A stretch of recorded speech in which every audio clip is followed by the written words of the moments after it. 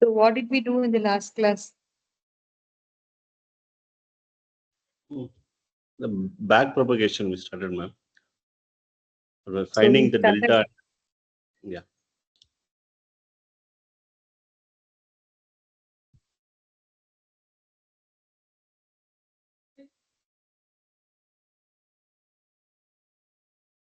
then what else we did? Finding, updating the weights.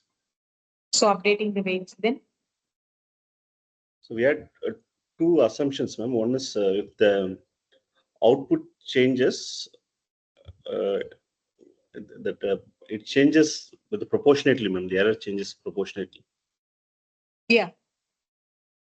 So the error changes proportionally to the output, and how much it changes is through the delta. Delta. So change in error is equal to delta into change in output. And we learned two assumptions. That one is the output changes proportionally, and also the weight changes proportionally to the error. So those are the two assumptions we did it. So, and also we saw about error measurement. So in this class, what we will do is that we will actually learn the backpropagation algorithm. We will find how to find the deltas. So in the last class, we started with a tiny neural network.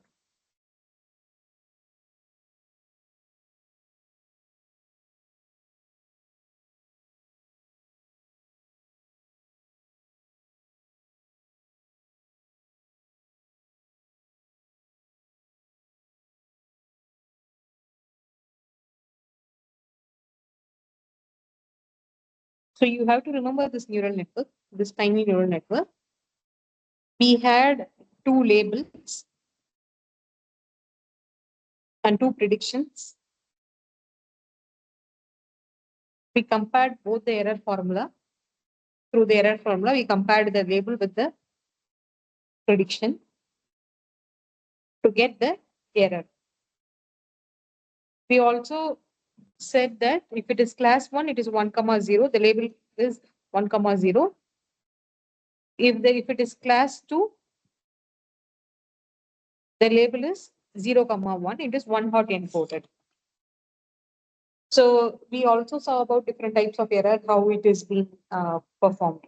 So in today's class, we will see how to visualize this error.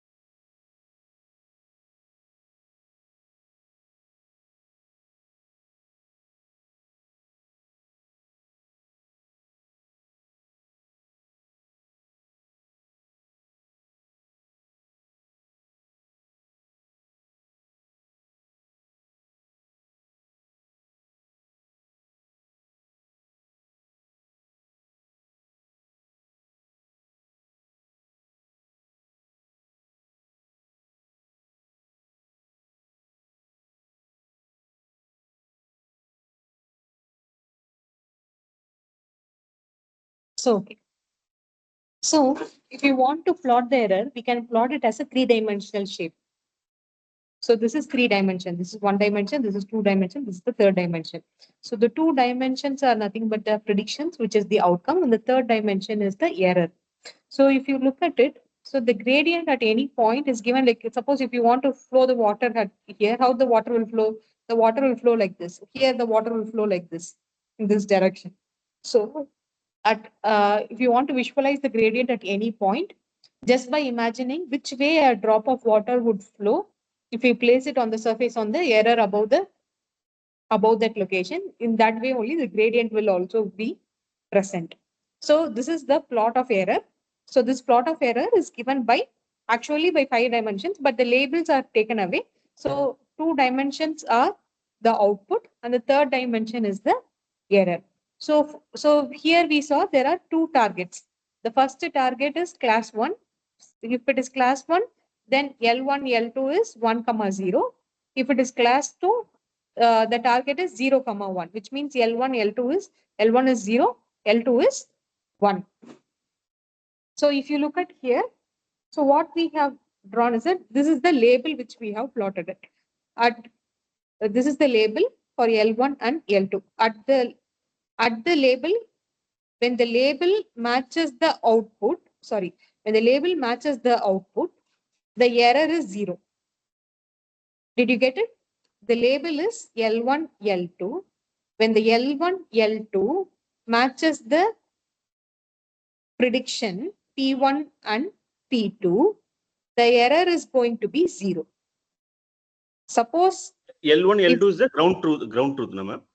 Yes, sir. Sure. Thank you. When the ground truth is matching for every sample, we will have a ground truth or a label. So when the sample's label is matching the prediction, the error is there is no error. It has predicted fantastically well. So there is no error. So when there is no error, when it is matching, it's perfect. The error is 0. Suppose if the P1 and P2 is diverging, this is the label which is placed at the bottom for target 0, 1. That is for class 2. So if it is diverging from here or there, left or right, P1 or P2, what will happen simultaneously? The error will increase. Suppose if P2 is going to 3 and P1 is going to -2, then the error would be close to 10. So it is clear from this plot. So this plot is nothing but the top view of it. So if you cut it horizontally like this, and if you look at it from the top view, this is matching the corresponding label, and this is the surface of the error. You are seeing it from the top view. And this is for the another target 1, 0. So if you look at the shape of both the errors, it is same. The shape of both the error surface is same. It is a bowl. It is like a rounded bowl. So here it is like this. It is like a rounded bowl. So this is both are rounded bowl, and both are centered at the label at the bottom. The only difference is that the location is different. Here it is 0, 1.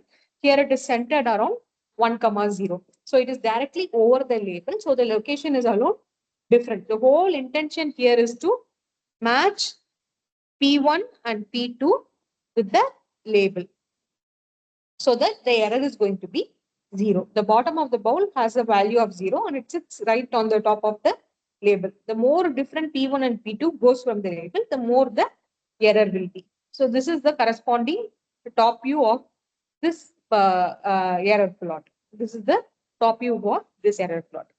Is it clear? Yes, ma'am.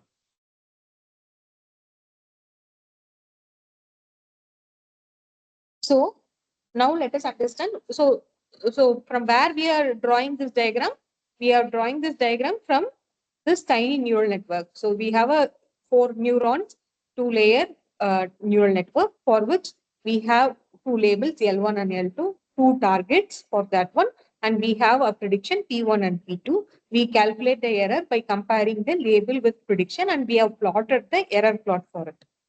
So far we have done that one. So now we will see.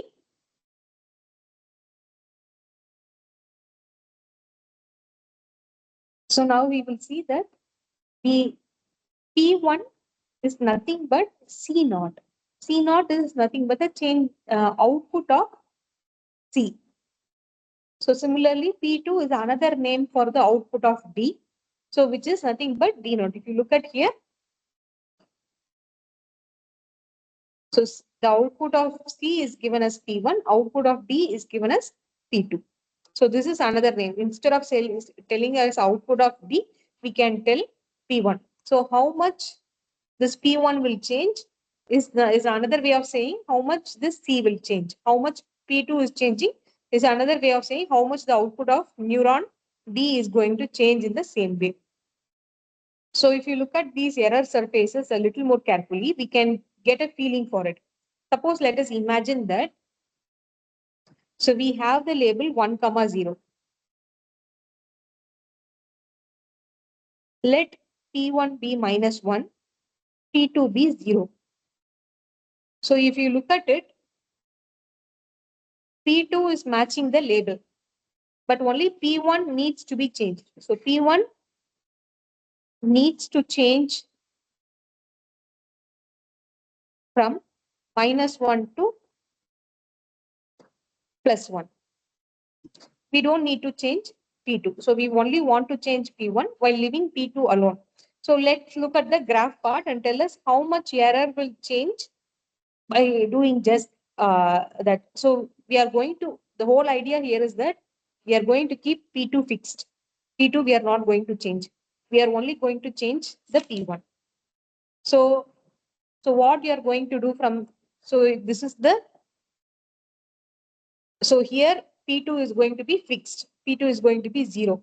So P1 is going to change. So what we are going to do, we are going to cut here and see.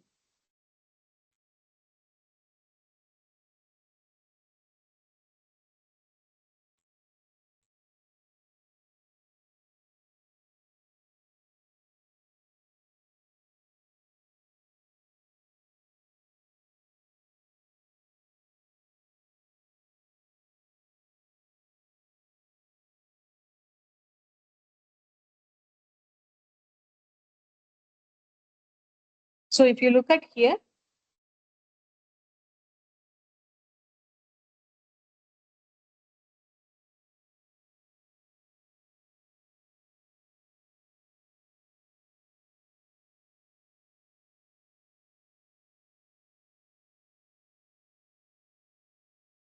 so if you look at here, this is for the error target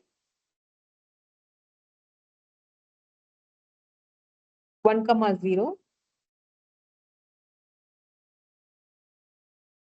and P2 is equal to 0. So for P2 is equal to 0, the value of P1 is changing. Different values of P1 for P2 is equal to 0. So we need to change this one to 1. So let me draw it as a 2D graph now. So I'm just looking at the P1. P1 versus error. P2 is fixed. So I'm removing that.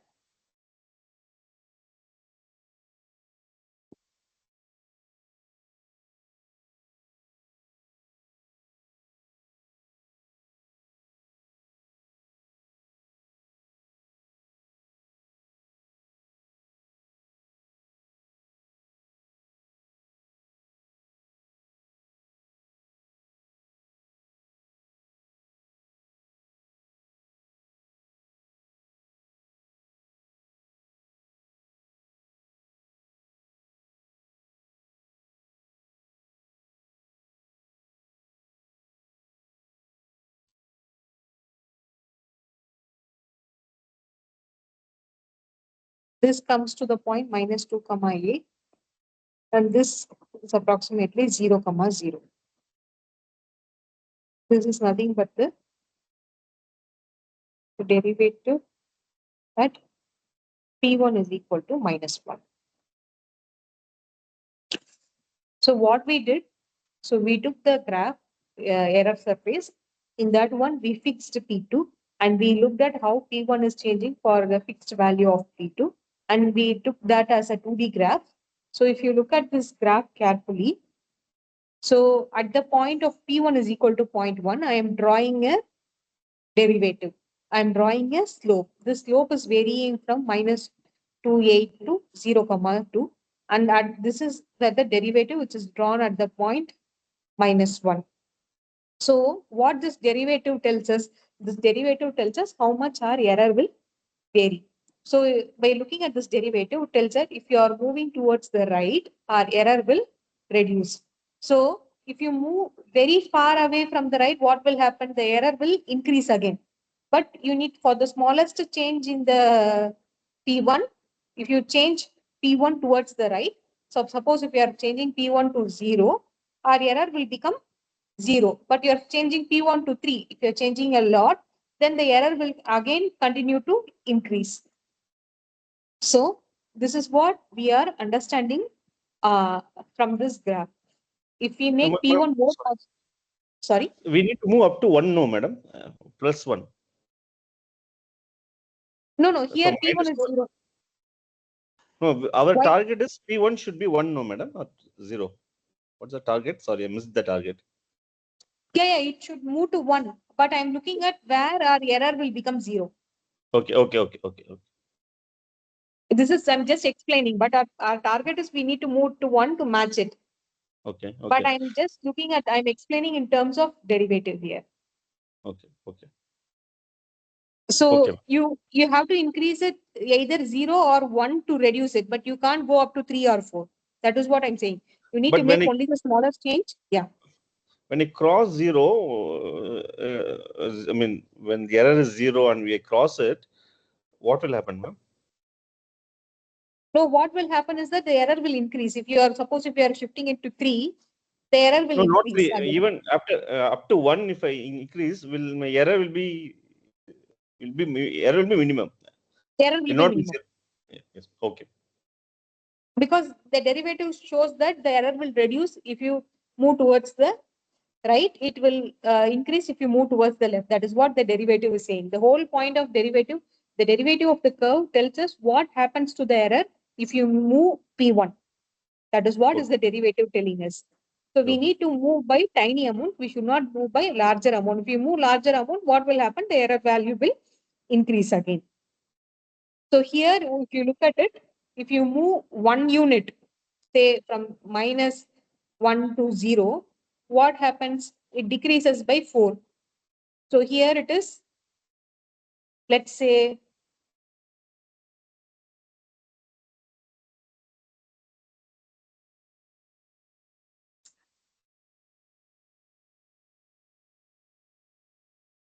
this is 1,0.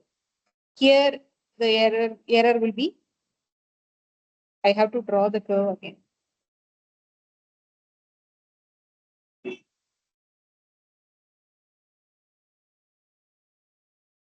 Now I think it is perfect. So if you move further, it is 0,0 here. Here it is 1,0. So if you move 1 unit, the error comes from 5 to 1. So what is the slope? Slope is dy by dx. So if dx changes by 1 unit, dy changes by -4. So therefore the slope is -4. So the line descends about 4 units. For every 1 unit, we move towards the right. That is what is the understanding from it. Suppose let us imagine if P1 is changed by -0.5. So the output is changed by -0.5. What is the error formula we studied here? Change in output into delta is equal to change in error. So the change in output is 0.5. The slope is -4. So the error will go up, so reduce by -2. So if the P1 is changed by 0.5, the error is going to reduce by -2. So let us imagine, sorry. Ma'am, this -4 is slope only when we move 1 unit in x-axis. But when we move by 0.5 unit, it will not be -4, no, madam. No, this is for 1 unit. So for this much unit, how much it will come? Well, For could you 1 repeat? unit, you have calculated. For Yes, ma'am. 0.5 unit, how much? That is the thing. Did you get it? That's simple mathematical. Yeah. Yeah. A simple maximum. Yeah. So suppose if the P1 is increased by 0.01, then 0.01 into 0.4 minus 4 is minus 0.4. The error will decrease by Yes, ma'am. minus 0.04. Yes. Suppose if P1 is increased by 0.02, then -4 how into much the error? 0.0. Yes, ma'am. So the error will decrease by, Yes, got it. okay. So suppose let's do it in the opposite direction. If you move P1 to left, so you are moving minus from -1 to minus 1.1. So the difference is minus 0.01 into minus 0.4, minus 4, that is plus 0.4. So the error is increasing by minus 0.4 if you are moving towards the left. Left. So this value is nothing but this -4 is nothing but C delta. For the output C, this is the delta value. But you should note here carefully that only for this label, this is the delta value. For the label 1, 0, sorry. Did anyone ask anything?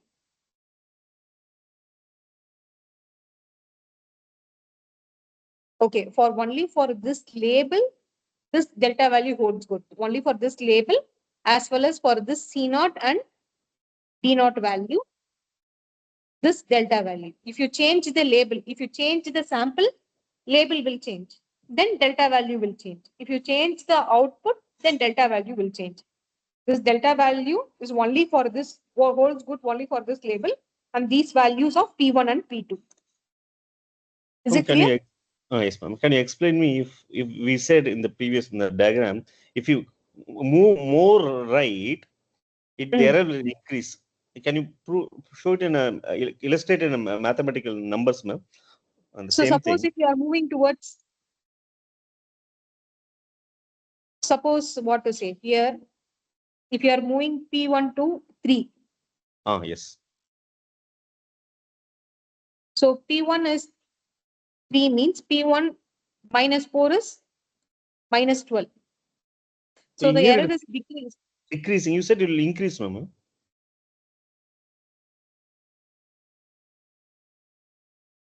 But the whole aim is to, this is only the sign, but our whole aim is to bring it to 0. Okay, okay, okay. If your error is decreasing, it is going in the other direction. The error is not a positive value or a negative value, it is just a value. Okay, okay, It okay. is error is only a, if you remember in the last discussion, we told that error is a positive value. Okay.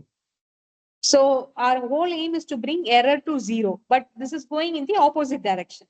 Okay. Only the sign is different. It will decrease it, but our whole aim is to bring it to 0.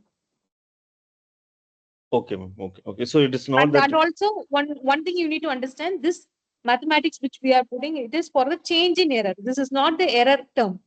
This is how much our error will change. So this minus 12 is our error will change by minus 12. From So this 0. is change in error, not Yes. the error. But Yes. this one, if you look at it, this is the error curve. This is the error curve, and this is change in error. So mathematically, what we are saying, the change in output into delta is equal to change in error. So how much our error will change? Suppose if it comes to 3, the error will be around 5 here. So previously it was something. Now from 0, suppose from P1 was changing from 0 to 3. If you are moving from 0 to 3, the error will change by minus 12. Yes, ma'am. Understood. Understood. So that is what we are trying to tell. So delta is nothing but your slope of the derivative. I mean, Here, here it is the slope of the derivative usually tells us in what way we have to change in order to reduce our error. It shows the direction. So the gradient does that only. Based on that, we will change the weights. So here, what we are doing is that we are calculating the slope of the derivative. And here it appears to be the delta. We will also see for different error measures how to calculate the delta. We will see it shortly. okay, okay.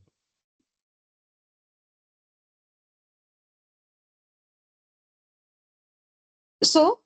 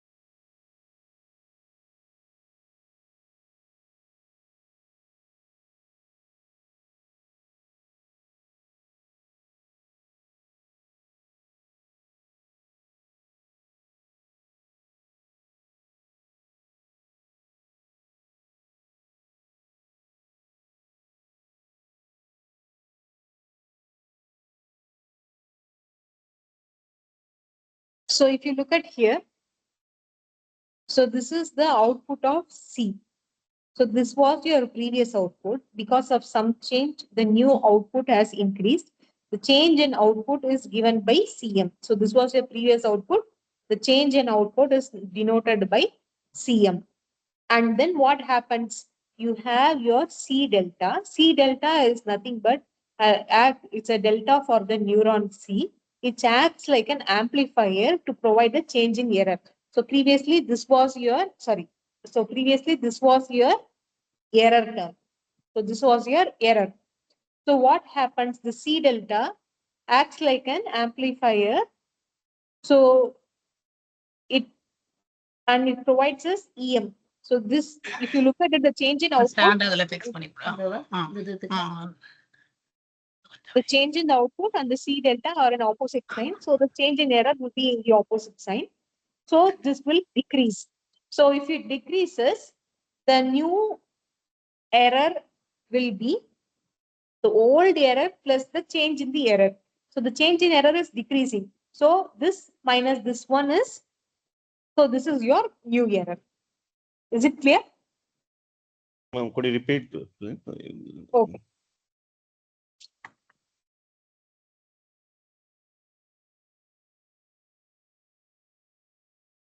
So is the output part clear? So you have the,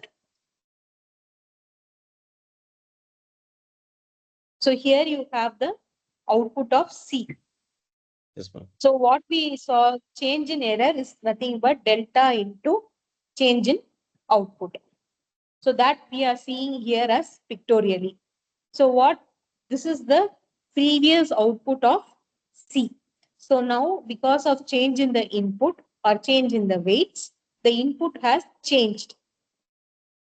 So if there is an increase in the input, the increase in the input is denoted by the change in the, sorry, change in the output, CM. CM is nothing but the change in the output. So previous output was this one.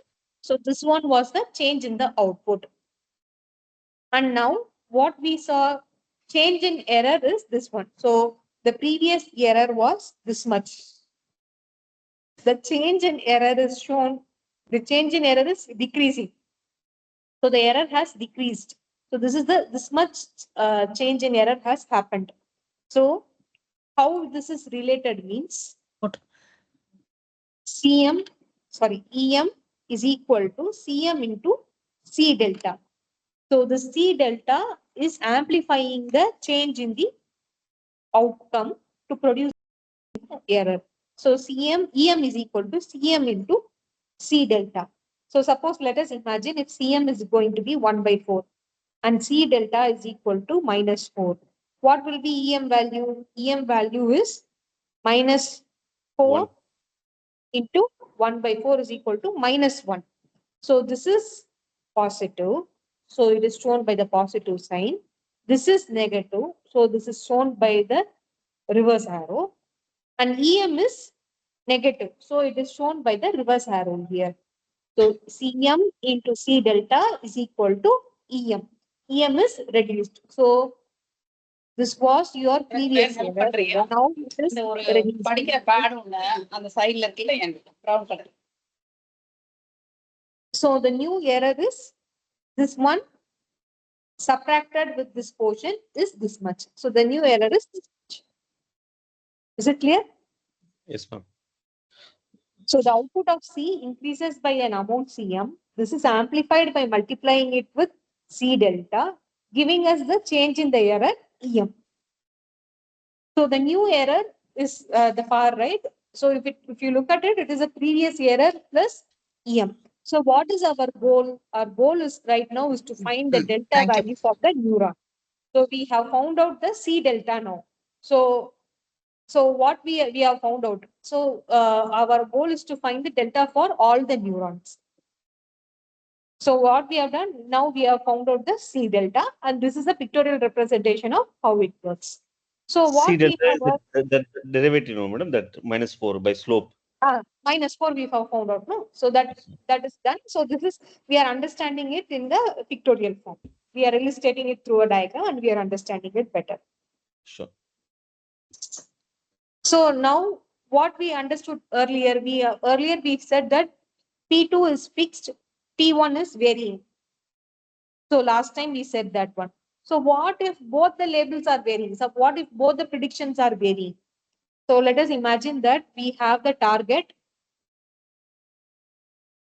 0, 1. This time P1 is equal to minus 0.5, P2 is equal to 1.5. Remember that the C delta value holds good only for the label, for a particular label and for a particular value of P1 and P2. If P1 and P2 value is changing, or if the label is changing, C delta value will change. Now what we are assuming, we are taking the same target but different P1, P2. There P2 is fixed. P2 was matching the label, so we didn't touch P2. We kept P2 as fixed. We only moved P1. Now in this case, both P1 and P2 are varying. So how we will do that? So what we will do is that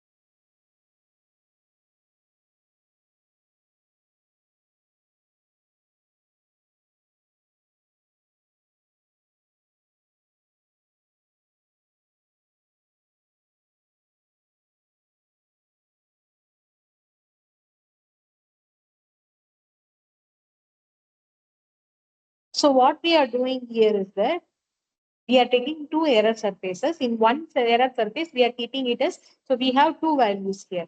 P1 is equal to minus 5, P2 is equal to 1.5. So what we are doing is that we are taking one error surface in which we are keeping P2 as constant and varying P1. Varying P1. In another thing, what we are doing is that we are keeping P1 as constant, P1 as minus 0.5 as a constant and varying P2. So let us draw the 2D surface so it is much clearer to us.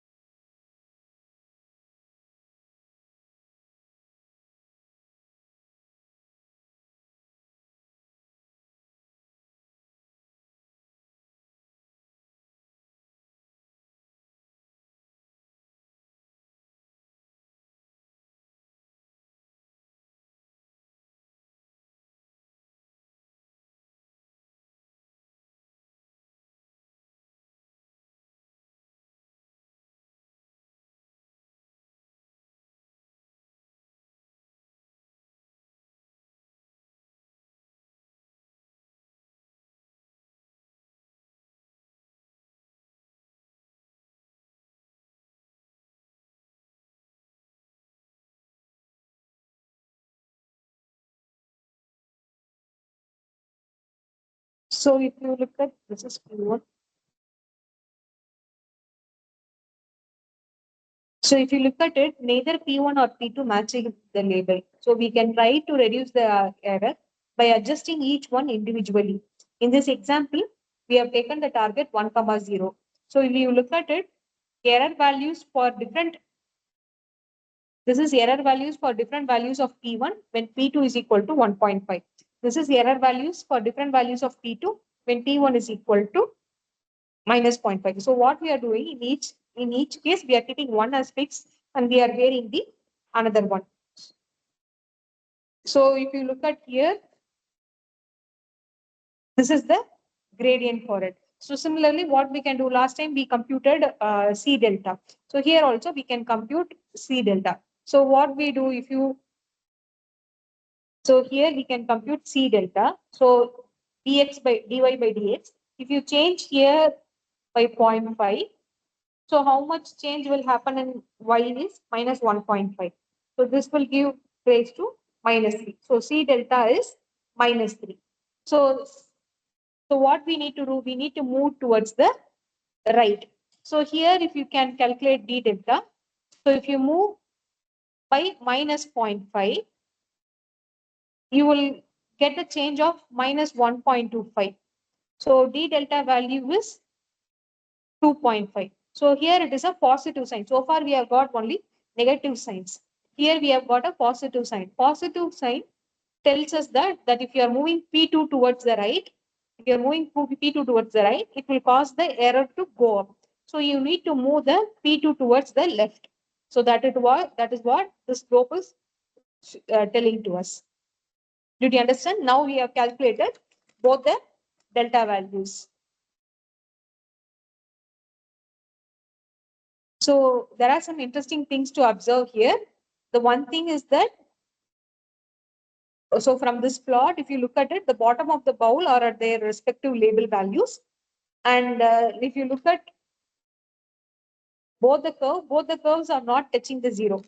It is not going less than 2. So each curve, what we are doing is that we are taking two values. We are keeping one value as fixed and changing the other value. So if you look at it, so if we got P1 as ideal value 1, suppose by doing these changes, we have got an ideal value for P1. If you look at then the error is correct means it will not be correct because P2 is not still at the ideal value. So similarly, vice versa. If P2 is correct, error will not come as correct. We have to change P1 also. So what we need to do is that we need to work the way down for both P1 and P2 So both P1 and P2 has to come down to the bottom of the curve. So each time either P1 or P2 changes, we have a different cross section for the error surface. So this error surface is only for this value of fixed value of P2. This error surface is only for this fixed value of P2. So every time when we choose a value, so suppose if P2 is equal to 0 and P2 is equal to 1.5, the error value will be different for both the things. So this kind of error measurement is called as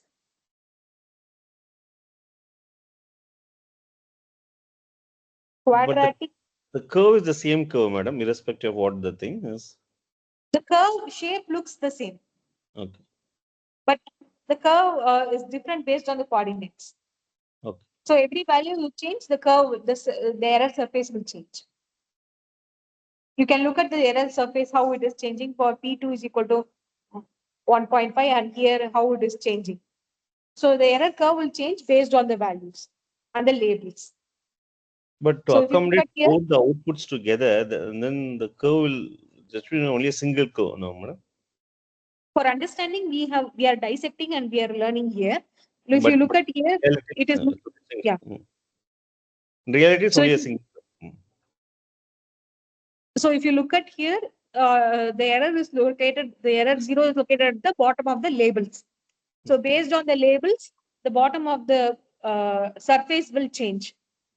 So that is what I'm saying. No, based on the labels, based on the output, the error surface will keep on changing. Sure.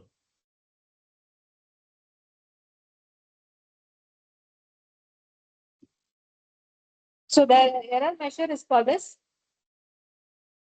quadratic cost function.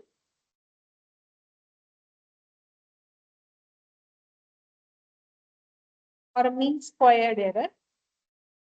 Suppose if the error measure is this mean squared error or quadratic cost function, both are same, then how will you calculate the delta?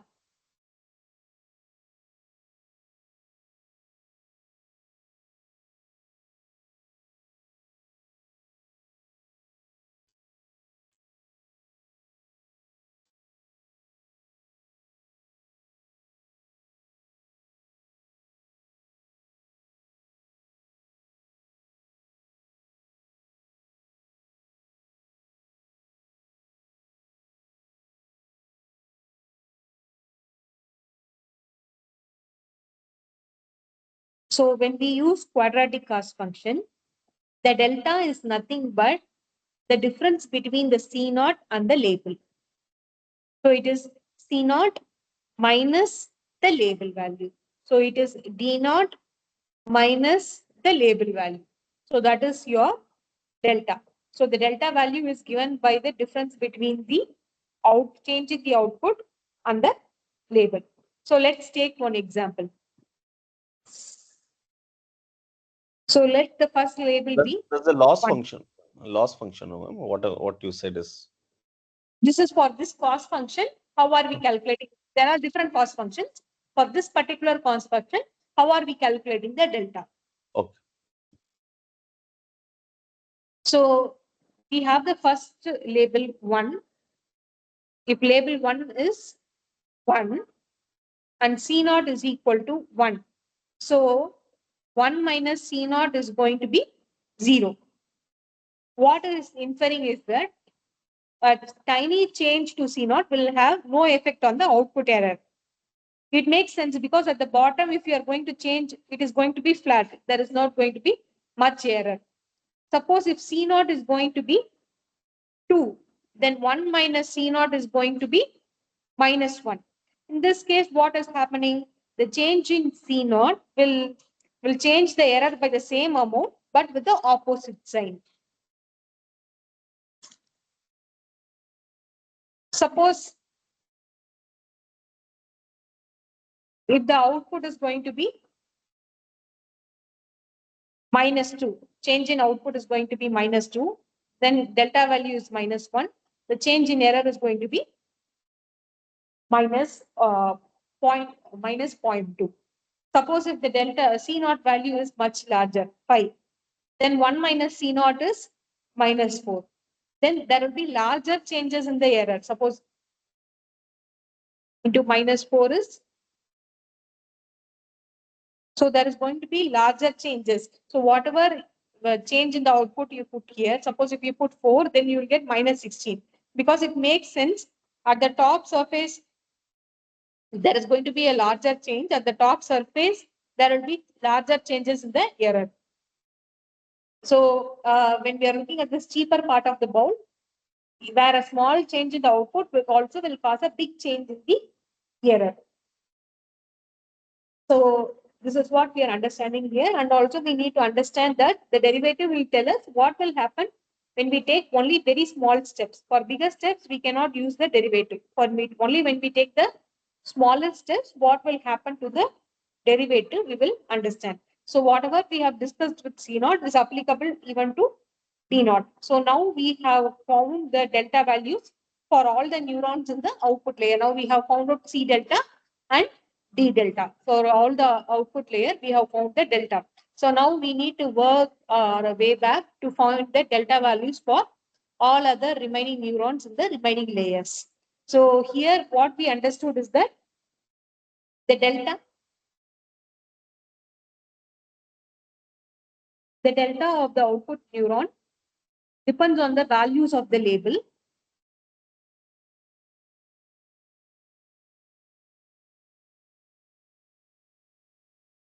And it depends on the neuron output. Suppose if the neuron's output changes, delta will also change.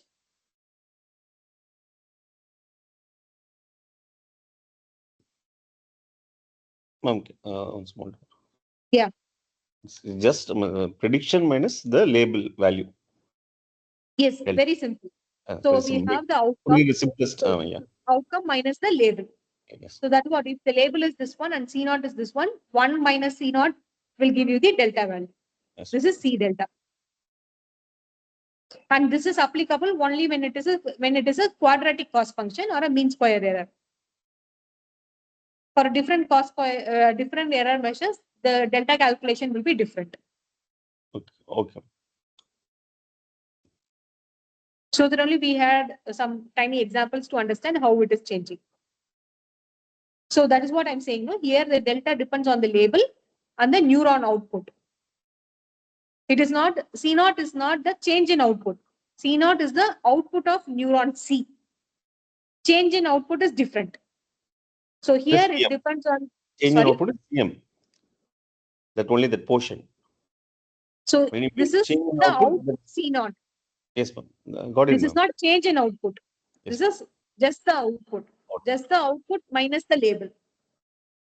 Yes. This is just the output of D naught minus the label of that one, corresponding label of that one. So it depends on the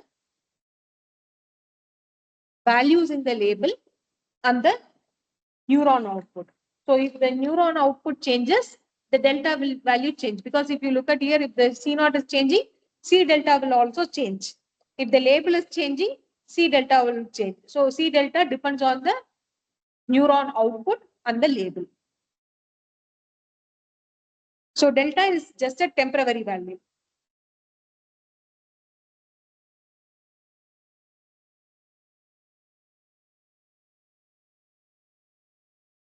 Why I am saying it's a temporary value? If the label, suppose if we have the sample changes, the label will change. If the label changes, delta value will change. If the output changes, delta value will change. So delta value keeps on changing. So it is a temporary value which changes with every label.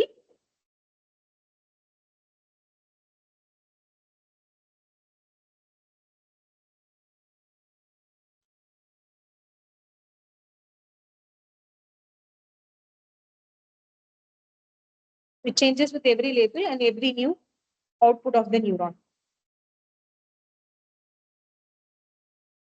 So following this observation, anytime we want to update the weight in our network, we need to calculate new set of deltas. So whenever we want to update it, we need to calculate new set of deltas. So what is our goal is that our goal is to find the deltas for the weight.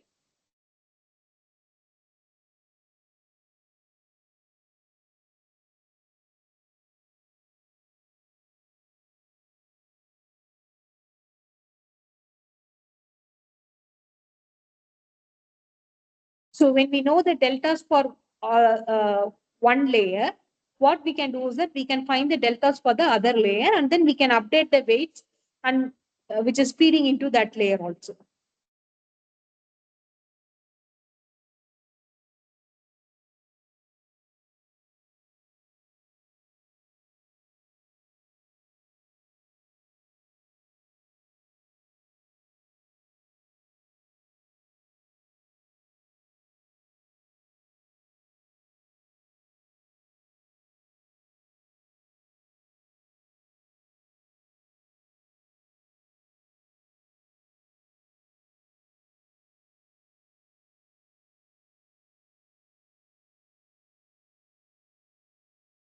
So what we have done so far is that,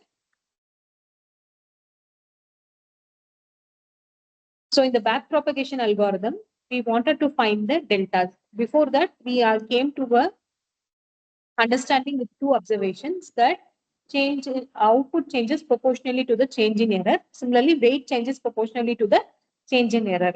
So how much proportionally it changes means by a small number called delta. So delta into change in output is change in error. So we took a tiny neural network with 4 neurons and 2 layers. It has 2 labels. For every sample has 2 labels, and it has 2 predictions. These P1 and P2 is nothing but the output of C and D. So we have 2 targets, 1,0 and 0,1 for corresponding, which is 1 hot encoder for 2 class labels. So what we did is that we wanted to visualize the error surface for the target 0,1. So we had a 3D plot of the error surface where one dimension is the error and the 2 dimensions are the outputs of the neural network. So P1 and P2. So if you look at the error surface, the bottom of the error surface is located at the label 0,1. So at the bottom of the error, when the error surface is located at the bottom and the bottom matches the prediction, the error is going to be 0. If P1 and P2 is going to diverge away from the label, the error is going to increase. And we look at the top view of that one also.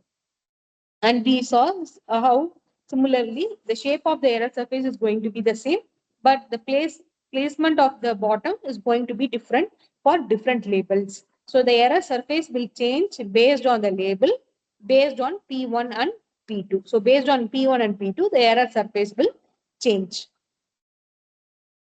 And then what we did, we took an example where one prediction is matching, one prediction is not matching. And then we saw how one prediction varies, how the error is varying due to one prediction. And we calculated the value of C delta. And then what we did, we saw how it is related pictorially. Pictorially, we saw that the CM is amplified by C delta to get the change in error. So change in error is given by change in output into C delta that we have shown it pictorially. And we saw the previous error is subtracted from the change in error to get the new error. So here the previous output is added by the change in output to get the new output. And then now we understood that when one prediction is changing, we calculated C delta. Now let us assume that both the predictions are changing. Then how will we calculate the delta values for C, because we have got 2 output neurons, C and D. So how do you calculate the delta values for C and D? So what we did is that we calculated the error surface by keeping one prediction as constant and another prediction as varying every time. And then we saw the 2D representation of that one, and then we calculated C delta and D delta. Then for quadratic cost function, how do we calculate the C delta and D delta? It's a simple subtraction between the output minus the label will give you the delta value. D delta is D output minus the label, corresponding label will give you the delta value. And then the important considerations here is that the delta value depends on the values of the label and the output neuron. If the output neuron changes, the delta value will change also.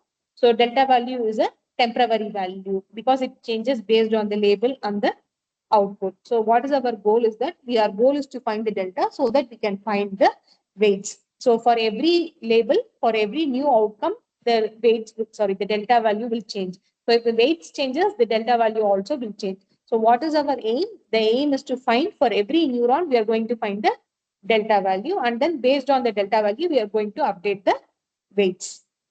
Is it clear? Yes, ma'am. Okay. If you have any questions, please ask. Otherwise, we will meet in the next class. Next class will be on Friday.